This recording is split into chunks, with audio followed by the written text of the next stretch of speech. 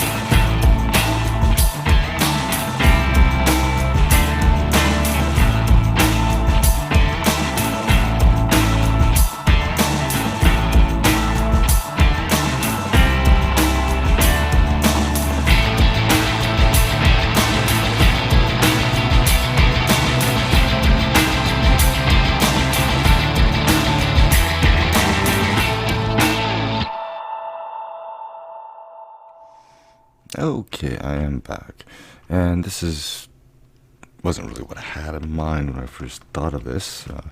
Mind you, I didn't think about actually covering up the hover pads I wanted. I just did that because, so they didn't look like hover pads. They are there, but not so much. Only so much you can do. I could have tucked them underneath, but then it would have been top heavy because they need that 1 block gap above them and all that stuff. Now, the only thing that left to do is, yes, keep them on ground. Those are all grounded good. I just gotta do the key bindings now on the air blades. And basically what I'm gonna do is I'm gonna set W, this W, to be hover up. I have all the air blades, the arrows are pointing this way, so this is gonna be technically down. So if I push W, it's gonna go forward, and then I don't know if I want to use the steering or not. The steering might not work. I might use set the other, because with the key bindings you get 2 settings for each control, right? That's not what I want to do. Come on, I want to actually access the thing. Oh yeah, it's not turned on. Let's turn it on. But yeah, every setting for the key bindings has 2 options. And we will go in here, we go to look at air blades, we go to key bindings, so turn left has A and left, and that's the arrow keys. We'll disable that, and then same with hover up, it's default space, but I'm not going to use that. I'm going to be like W, and then for the one that's going to be turning us left, I'll have that for A, and the one that's turning us right is going to be D. But they'll both be set to W for forward, so I can hold W and then D to turn left, A to turn right. You get the idea. But so yeah, let me finish doing the key binds. We'll take it for a test run. Okay, that should be it. So let's take it down. I'm gonna leave the hinges locked for now, just in case, right? Actually, what I'm gonna do is my usual backup save. Okay, so take that out. Take that out. Now the question is, A, is it going to fly? Or not necessarily fly, is it going to lift off the ground? And B, is it actually going to work? I was trying to do something interesting with the windows here. I found out you can actually snap these to the backside of these ones somehow. I think it's because these are a full hitbox. And I don't know if you can see it, but this edge right here just happens to be the snapping point. Now, technically, this side here, all the way to that block, is a surface, so it's connecting. Whether or not it survives the blueprint is another story. As you saw, I was trying to get some lights on there, but it was starting to get too bright, so I'll just stay with the red ones inside, and so on. So, let's, lifts up. Okay. Oh, I forgot to turn some on, because you can't rename them. There's absolutely no way you can rename them.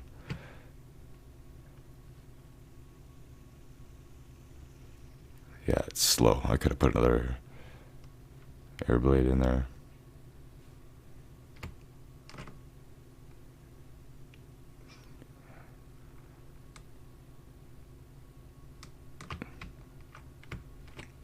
And they are a little front heavy, so let me try something here. Okay, well, I sort of got it working. I have a feeling this thing is sort of like holding back. I'm actually going to try to put a couple of blocks on the front before we continue on. Let's put a beacon on. How's that? No, I think batteries will work better because batteries are a little bit heavier than blocks. Could also use conveyors too. Is there 70 actually? 80 for that guy there. The small battery, if I can find it. It's only 40. Conveyors it is then. Okay, let's sure, we'll go with the gray. This is just to add a little bit of weight in the front. Not there. Alright. Let's try that. So yeah, so far it's only getting like 20 kilometers an hour, right? Because I'm using the hover mode instead of directional. So I think that's what it is. But It's a little back heavy now because of everything I've added. Does technically work. It's steerable. Doesn't send me careening off to the side like I thought it would. It's slow, but it would definitely work on the water. Let's see how it does for all terrain. It's technically a hovercraft. It should work. I think the only reason why it's so stable right now is I still got all those hinges locked. Well, it's certainly not the jet engines they should be. But like I said, that's just because I'm using hover mode. Last time I built them, if you didn't see it before, where I've got the railings on the top. And basically the tops, oops, I have no way to steer this either. Yeah. Anyways, I had air blades basically on all four sides, and I was getting them to hover.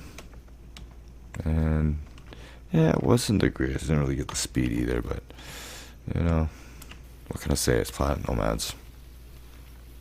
Let's clear the rock out of the way, and we'll fly off into sunset. I was actually thinking I was going to need more hover pads up front, but surprisingly I didn't. Oh, I missed a spot. Yeah. Oh, I missed 2 spots. Abstract art.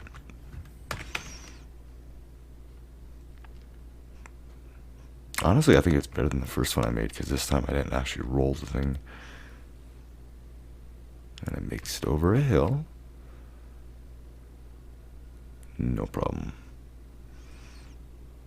But yeah, I definitely wanted to try this one out just because we got so many different things now. Like, geez, just about building just about anything again, and color is something new to me.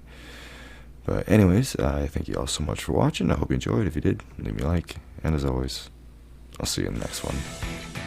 Later.